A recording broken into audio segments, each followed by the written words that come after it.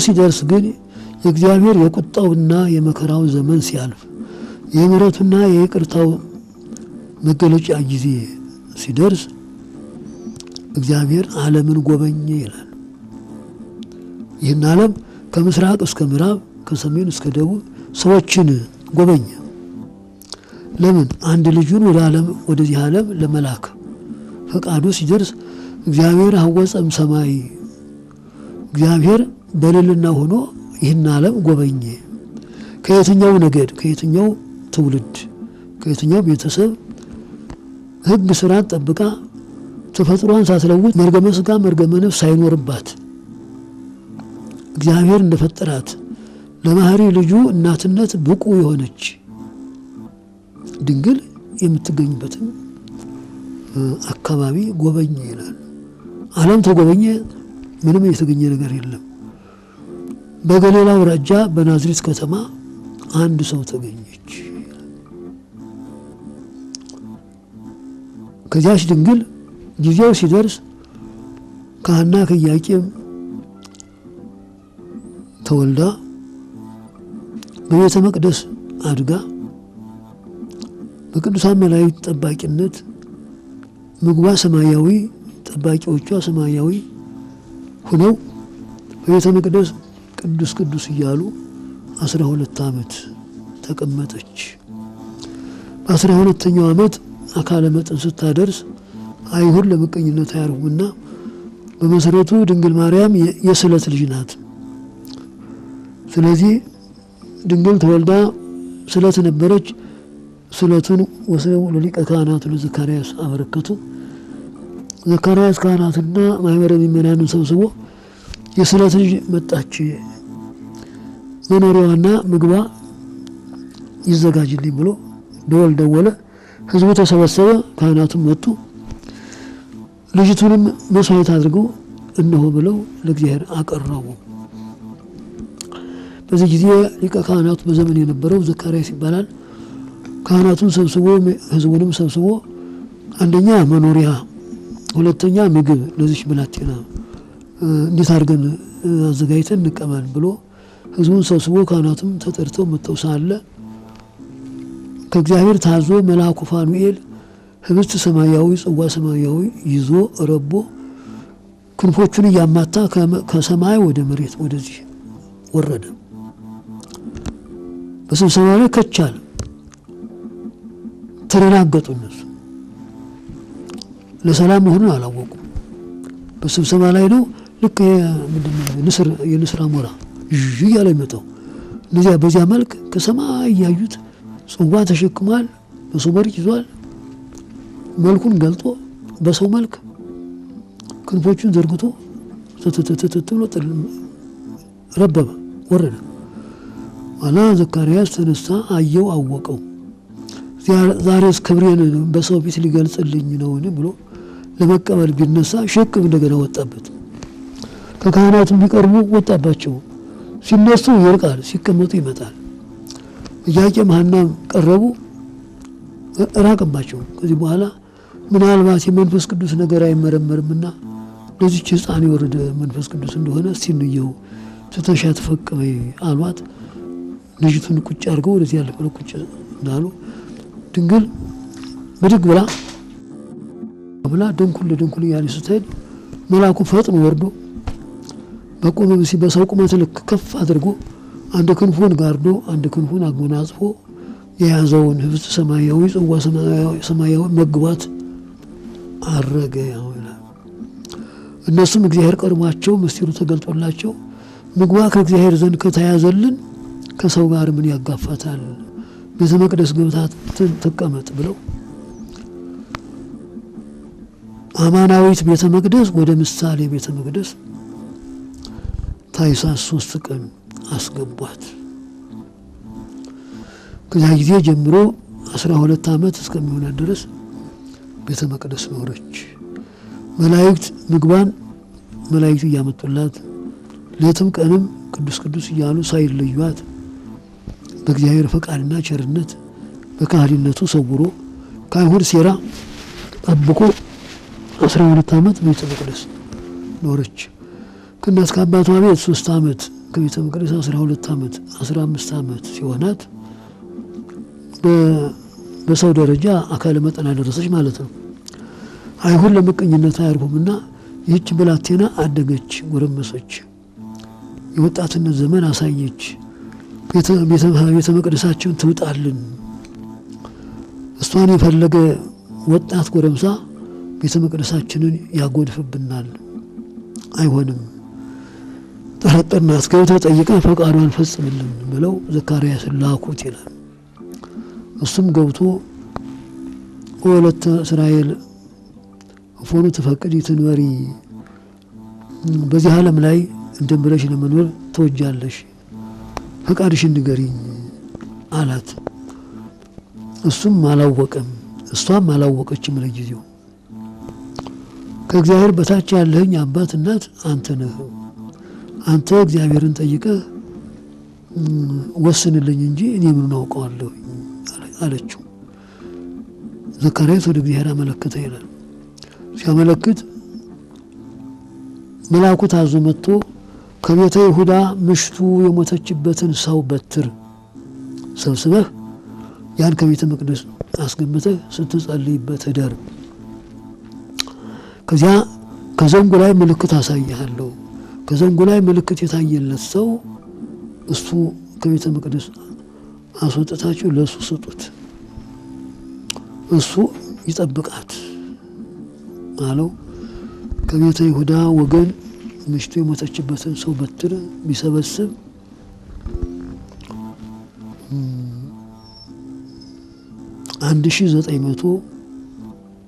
1985 ዘንግ ተገኘ ይላል። በዚያ ወራት ሞታ አንስት ጸንቶ ነበርና ይላል። ያን ሰብስቦ ለ2015 ጉዳይ ያን ሰብስቦ ከቤተ መቅደስ አስገብተው ሲጸልይበት አድሮ ጠዋት ቢያወጣው ከዮሴፍ በትር ዮሴፍ ወልደ ዳዊት እቀባ ለማርያም ፍርትከ የሚል ተጽፎ ተቀርጾ በመንፈስ ቅዱስ ተቀርጾ ተገኘ። እንደ በትረ አሮን ያን ሁሉ ዘንግ ወደ ባለቤቱ ሰጥተው የእሱ ዘንግ ብቻ ቀረች። ና ብለው ጠርተው ህዝቡ ተሰብስቦ ካህናቱም ተሰብስቦ ግብር ገብተን ከእግዚአብሔር አግኝተን ጠይቀን ይህች ብላቴና ለአንተ ድርሳለች። እግዚአብሔርም ተገልጦ ለሊቀ ካህናቱ ነግሮታል። ዕጣን ብንጥል ለአንተው ደርሷል። ነጭ ርግብም ወርዳ ከራሱ ላይ በመቀመጥ መሰከረች ይላል። ከዚህ በኋላ ከቤተ መቅደስ አስወጥተው አደራህን ጠብቅ፣ ከእግዚአብሔር አግኝተን ምስጢሩ ተገልጦልን እስከምንቀበል ድረስ በጥንቃቄ ጠብቅ ብለው ከቤተ መቅደስ አስወጥተው ለዮሴፍ ሰጡት። በዚህ ጊዜ ዮሴፍ ሽማግሌ ሰው ነው። ማርያም የምትባል ባለቤት ነበረችው። እሷን አግብቶ 4 ወንድ ልጅ 3 ሴቶች ወልዷል። ባለቤቱ ከዚህ ዓለም በሞት ተለይታ ልጆቹን ለማሳደግ ቆላ ደጋ ገጠር ከተማ እያለ እየነገደም እየቆፈረም እያረሰም እያመረተም ልጆቹን ሲንከባከብ ከእግዚአብሔር ይህ ጥሪ ደረሰው። እግዚአብሔር በካህናት አድሮ ድንግልን ከቤተ መቅደስ አስወጥቶ ለዮሴፍ እንዲጠብቅ በግዳጅ ደረሰው። በዚህ ጊዜ ዮሴፍ የ85 ዘመን ሰው ነበረ ይላል ታሪኩ። እንግዲህ አመዛዝኑት፣ የ85 ሽማግሌ ሰው ነበር ይላል። 7 ልጆች ወልዷል። ምሽቱ ሞታለች። ልጅ አሳዳጊ ነው። ዘመኑ ዘመነ ችግር እንዳሁኑ ቅጥ ያጣ ዘመን ነበረ ይላል። ልጆቹ ከቤት አሉ። 7 ልጆች አሉት። እዚህ መካከል እግዚአብሔር ደግሞ ለከፍተኛ መስዋዕትነት ጠራው ይላል። ድንግልን ከቤተ መቅደስ አስወጥተው ለሱ ሲሰጡት እሱ ድንግልን ተረክቦ ወስዶ ከቤቱ ቤቱን ከነቆልፉ ከነሀብቱ 7 ልጆች አጥሩን ግቢውን በሙሉ እንድትጠብቅ ቁልፉን ሁሉ ጨምሮ ሰጥቶ እሱ ለዋል ደርስ አይል እለቱን ንግድ ሄዶ 3 ወር ሲነግድ ከርሞ በ3ኛው ወር ወደ ቤቱ ተመለሰ። ድንግል እንግዲህ ከዮሴፍ ቤት ገብታ የዮሴፍን ልጆች እየረዳች ምግብ እያበሰለች ውሃ እየቀዳች ወፍጮ እየፈጨች እንጀራ እየጋገረች ወጥ እየሰራች እነሱን ስታሳድግ ስትቀልብ ሰንብታለች። ከዕለታት አንድ ቀን ማድጋ ነጥቃ ውሃ ልትቀዳ ወንዝ ወረደች። አደራ ነውና ውሃ ስትቀዳ ሴቶቹ ገፏት። እዚህ መካከል ደግሞ ሰው በዝቶ የተጠማ ውሻ መጣ ይላል። ሴቶቹ አባረሩት። እሷ እልም ብላ የወርቅ ጫማዋን አውልቃ በወርቅ ጫማዋ እየቀዳች ያን የተጠማ ውሻ ስታጠጣው አዩ፣ ሳቁባት፣ ዘበቱባት። አንዲቱ ምን አለች? እቴ በዚህ ወራት የሰማይ አምላክ ከድንግል ይወለዳል ይባላል። ይህን ያህል ርኅራኄ ከወዴት አገኘሽው? ያቺ ድንግል የምትባለው አንቺ ተወኝ ሆነ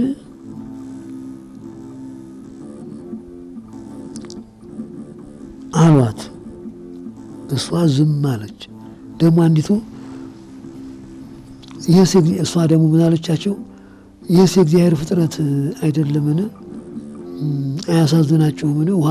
ውሃ ጠምቶት ሲጨነቅ ለምን አታጠጡትም አለቻቸው። እህቴ አለባበስሽ የሥራ ፈት አለባበስ ይመስላል። አንቺ አጠጪው፣ እኛስ ለባሎቻችን፣ ለልጆቻችን፣ ለቤተሰቦቻችን እንቸኩላለን አሏት። እሷ ልብ ብላ የወርቅ ጫማዋን አውልቃ በወርቅ ጫማ እየቀዳች አጠጣችው ይላል። አንዲቱ መጣ፣ አንቺ አለች። አቤት፣ ውሃው የጉድጓድ ውሃ ነው፣ መቅጃም የለሽ፣ ማድጋውም ጎደለብሽ፣ ጎደሎን ስራ ይዘሽ ትሄጂ ነው አለች።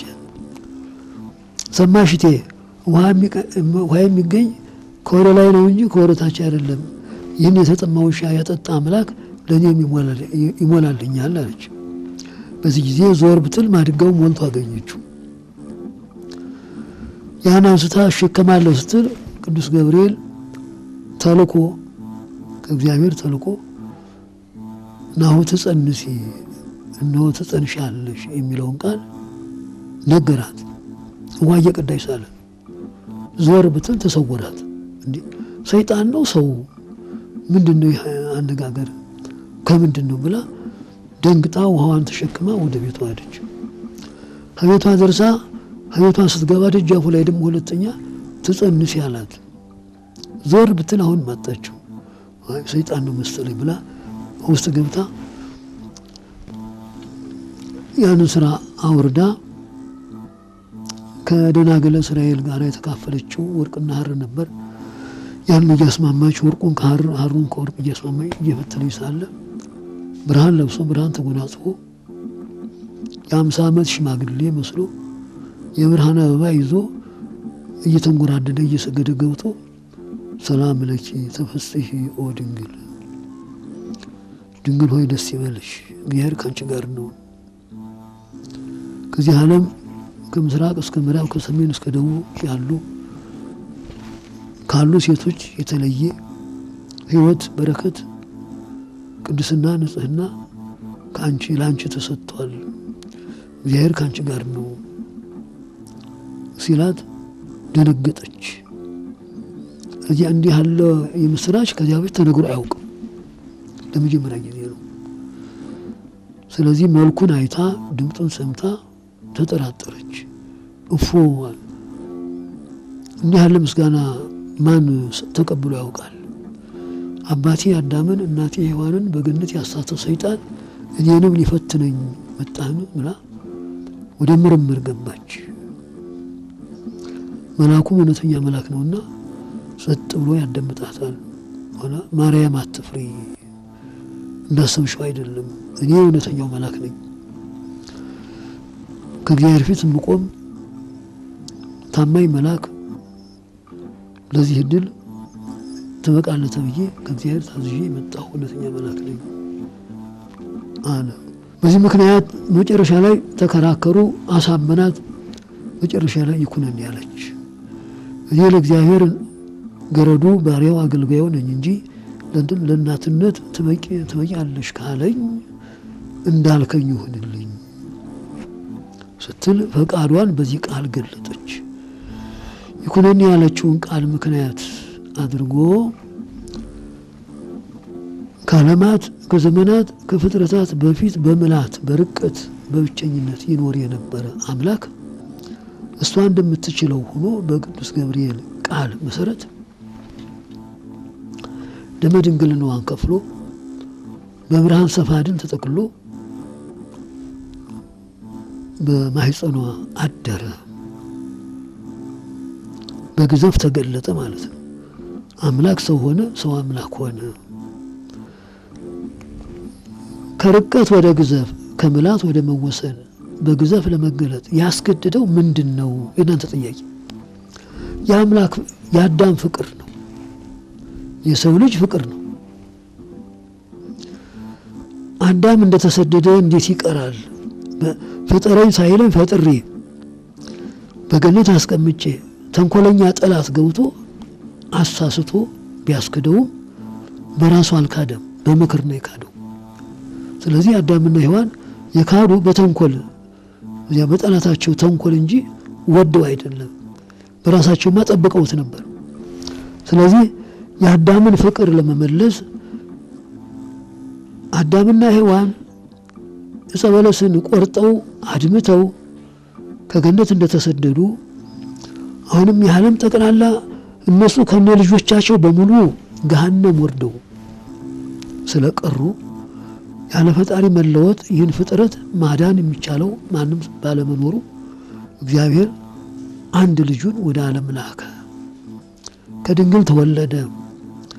ስለ አዳም ፍቅር ስለ ልጆቹ ፍቅር በድንግል ማህፀን ቀድሞ ከአብ ያለ እናት ተወለደ። ዛሬም 5500 ዘመን ሲፈጸም ከድንግል ያለ አባት ተወለደ። ነጥቦ ይህን ያዙልኝ። ጥንት የዓለም ሀያው ዓለማት ከመዘርጋታቸው በተፈጥሮ ከመገለጣቸው በፊት ከአብ አካል ዘማካል ባህሪ ዘንባህሪ ያለ እናት ተወለደ። ዓለም ዘመን ፍጥረት ከተገለጠ በኋላ 5500 ዘመን ሲፈጸም ከድንግል ያለ አባት ተወለደ። እነዚህ ሁለት ልደታት ፖይንቶች ናቸው። ነአምን ክልኤተ ልደታት፣ ሁለት ልደታት አሉት። ቀዳማዊ ልደት፣ ዳህራዊ ልደት። እነዚህም የአምላክ ጥበብ እንጂ ሰው መርምሮ የማያገኛቸው የዚህ ዓለም ጠበብቶች 100 ጊዜ ቢመረምሩ ተጨባጩን ነገር የማያገኙት በእምነት ብቻ የምንቀበለው ነው። የጥንቱ ልደት ከአብ ነው። የኋላው ልደት ከድንግል ነው። ያ ያለ እናት ነው፣ ይሄ ያለ አባት ነው። ወንጌልን ብታነቡ ጠቅላላ በሁለቱ አረፍተ ነገሮች ነው ሲተነተንም ሲቆለፍ የሚኖረው። ዓለም የተጠፍቶት ነው፣ መናፍቃኑም የተሰውሮባቸው ነው ሲቸገሩ የሚኖሩት። ስለዚህ አምላክ ሰው ለመሆን እንዴት በቃ ለምን ከርቀት ወደ ግዘፍ ለምን መጣ የሚለው በእንተ ፍቅረ ሰብእ መጻእከ ውስተ ዓለም ይላል። ስለ ሰው ልጅ ፍቅር ከምላት ወደ መወሰን ከርቀት ወደ ግዘፍ መጣ። መጥቶም ከድንግል ተወለደ። የራሱን አካል ራሱ ፈጥሮ ደመ ድንግልናን ከፍሎ በአዳማዊ ስርዓት 9 ወር ከ5 ቀን በማህፀኗ ተወስኖ በትብት እኛ እንደምንጠባው እሱም እየጠባ በትብ ድንግልና ተጸነሰ፣ በትብ ድንግልና ተወለደ። ይሄ የአምላክ ጥበብ ነው። የአምላክ ጥበቡን ማንም መርምሮ አያገኘውም።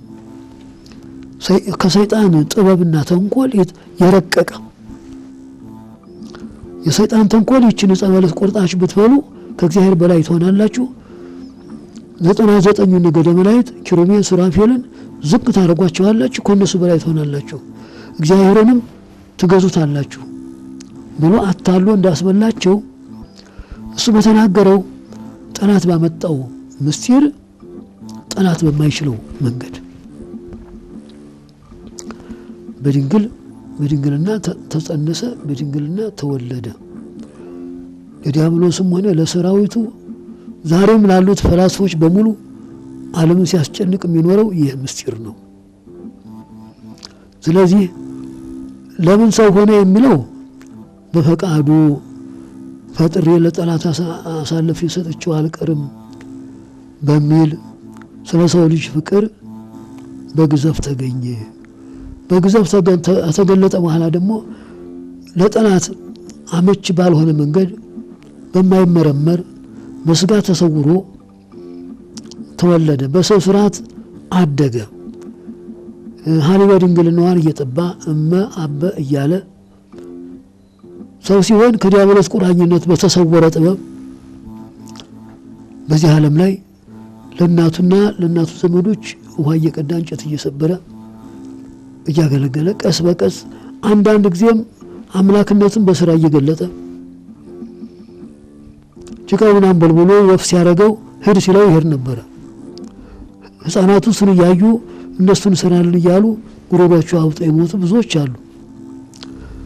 በፀሐይ ጨረር ሽቅብ ሲሄድ እነሱም እንደሱ እንሄዳለን እያሉ ገደል እየወደቁ የሞቱ ብዙዎች ናቸው። እመቤታችን ተከስታለች። ብዙ ጊዜ ልጅሽ ተንኮለኛ ነው ይሏታል። እነሱ ደግሞ ስለማያውቁ ነው። ዛሬም ህፃናት ወደ ትምህርት ቤት ይላካሉ በንጹህ አእምሮ። ያ ትምህርት ቤት በሚያገኙት እንቅስቃሴ ሲያሳዩ ወይ ይሰበራሉ ወይ ይወድቃሉ፣ ወይ ነገር ያገኛቸዋል። እና ታሪኩ ሰፊ ነው። ቀስ በቀስ በስርዓተ አዳም አደገ። የበላነውን በላ፣ የጠጣነውን ጠጣ። ዘእንበለ ኃጢአት ይላል። የለበስነውን አንሶላ ስለኛ ተራቆተ፣ ስለኛ በደካማ ስጋ ተገለጠ። በዚህ ዓለም ላይ አረማይክ በተባለ ቋንቋ እየተማረም እያስተማረም የትምህርት መገኛው እሱ ሲሆን ፊደል ለመቁጠር ትምህርት ቤት ገባ። በ7 ዓመቱ መምሮ ተቀበለው። አሌፍ በል አለው። አሌፍ አለ። ቤት በል አለው። ምን ተርጓሚ ሆነ አሌፍ? አሌፍ ማለት ምን ማለት ነው? የዚህን ፍቺ ሳትነግረኝ ወደ ሁለተኛው ፊደል አልሄድም አለው። ጨነቀውና መለሰው፣ ዘጋበት። በሌላ መምሮ ስለሰጠችው ያም ጸሐፊ ነበረ ይላል። አንድ ቀን ሲጽፍ ዕቃ ጎሎበት ወደ ቤት ገባ። ከውጭ ነበር የሚጽፈው። ዋና ክርስቶስ ምንነቱን ለመግለጥ ስለፈለገ ቀዩን ቀለም ከጥቁሩ ቀለም ቀላቀለበት። ቢመጣ ቀይና ጥቁር ተደበላልቆ አገኘው። በጥፊ መታው። ምን ነው ቢለው አንተ የሴት ልጅ ነህ፣ አንተ ሴት ያሳደገህ ስራት ማታውቅ ውድ ቀለሜን ቀይና ጥቁሩን አደባለክብኛል። አይ ስተቱ እንኳን ያንተ ነው። መምህር ስትሆን አንተ እንዴት ትማታለህ? ሀብትህ እንደሆነ ለይልኝ ተለይ ነበር እንጂ መማታት አትችልም ነበር አለና ቀዩን ከጥቁሩ ጥቁሩን ከቀዩ ለይቶ ሀብት ግን ይኸውልህ አንተ ግን አልተማርክም ብሎ ጣጥሎት ሄደ። በዚህ ሁሉ አምላክነቱን እየተረዱ ቆይተዋል። ቀስ በቀስ ታደገ።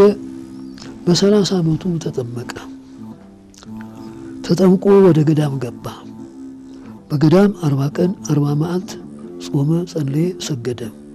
ከዚህ በኋላ ወደ ስብከተ ወንጌል በስብከተ ወንጌሉ ላይ የ5 ገበያ ህዝብ በታምራት ተከተለው። እውሩ ሲበራ፣ ጎባጣው ሲቀና፣ ዲዳው ሲናገር፣ የሞተው ሲነሳ አጋንንቱ ከሰዎቹ ይልቅ አጋንንቱ ሲመሰክር፣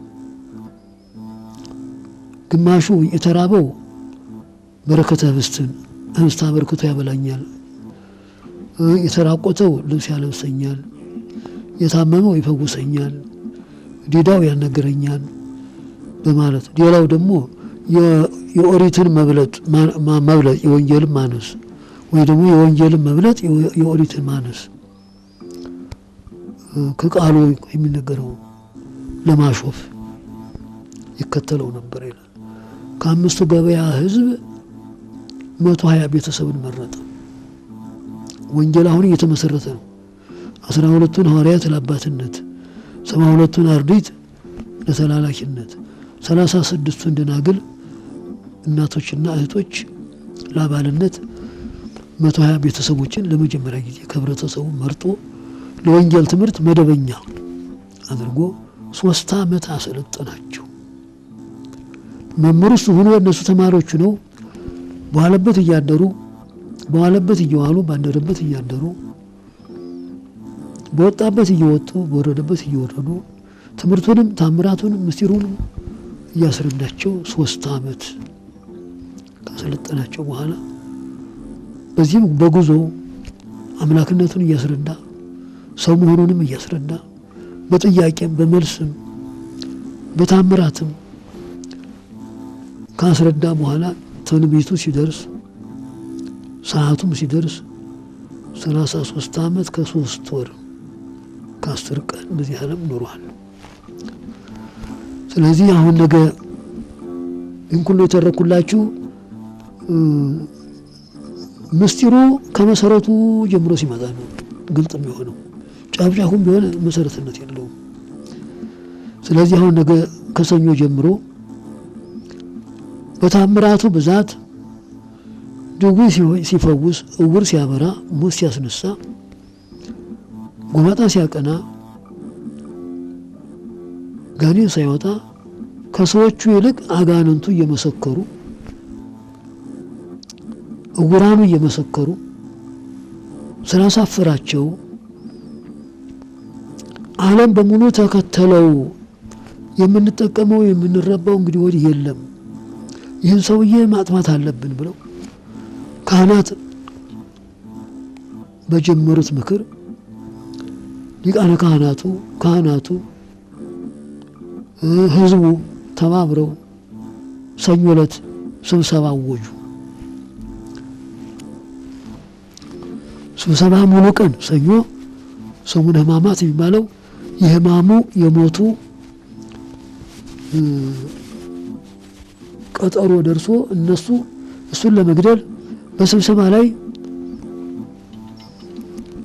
ለማጽደቅ ግርፋቱና ሞቱ ይገባዋል አይገባውም በክርክር ሰኞ ከጠዋት እስከ ማታ ሲከራከሩ ውለው ሳይሟላላቸው ተበተኑ። በሁለተኛው ቀን ማክሰኞም ተሰበሰቡ። ጊዜው ነውና የሚሞትበት ጊዜ ስለደረሰ ሞቱም በአንድ ሰው በሁለት ሰው ባለመሆኑ ዓለም በተሰበሰበበት በአደባባይ ስለሆነ ሰኞ ሙሉ ቀን ዋሉ፣ ሳይስማሙ ተበተኑ። ማክሰኞ ከጧት እስከ ማታ ሲከራከሩ ዋሉ፣ አሁንም ተበተነ። 2 ቀን በሙሉ 24 ሰዓት በክርክር በጭቅጭቅ ግማሹ ታምራቱን ይወዳል፣ ግማሹ ትምህርቱን ይወዳል፣ ግማሹ ደግሞ የማን ዘር ነው ከየት ነው የመጣው መሞት ይገባዋል፣ ሕጋችን ነቅፏል፣ በሰንበት ድውይ ይፈውሳል፣ ኦሪት ትሻራለች ብሏል የሚለውን እያነሱ ሲከራከሩ 2 ቀን በሙሉ ሳይወሰንላቸው ሳይስማሙ ቀረ። በሶስተኛው ቀን ረቡዕ ጠዋት ተሰበሰቡ። እስከ 9 ሰዓት ድረስ በክርክር ዋሉ። ልክ በ9 ሰዓት ተስማሙ፣ አንድ ሆኑ። ረቡዕ በ9 የጌታ ሞት ስጋዊ ሞት የጌታ ስጋዊ ሞቱ የአዳም ነፍሳዊ ሞቱ የአዳም ድህነት የክርስቶስ ሞት ረቡዕ በ9 ሰዓት ተፈራረሙ። የክርስቶስ ሞት ፊርማ የአዳም ነፃ መውጫ ፊርማ ነው። በነገራችን ላይ ረቡዕን እስከ 9 ሰዓት የምንጾመው መሰረቱ ይሄ ነው። የክርስቶስ ሞተ ስጋው የአዳም ሞተ ነፍሱ እንዲገለጥ የተፈራረሙበት ዕለት ነው። ስለዚህ ረቡዕ እስከ 9 ዋሉ። በ9 ተስማምተው አንድ ሆነው ዓርብ ሊሰቀል ሐሙስ ፋሲካቸው ነው። ዓርብ እንዲሰቀል ተፈራርመው ተለያዩ።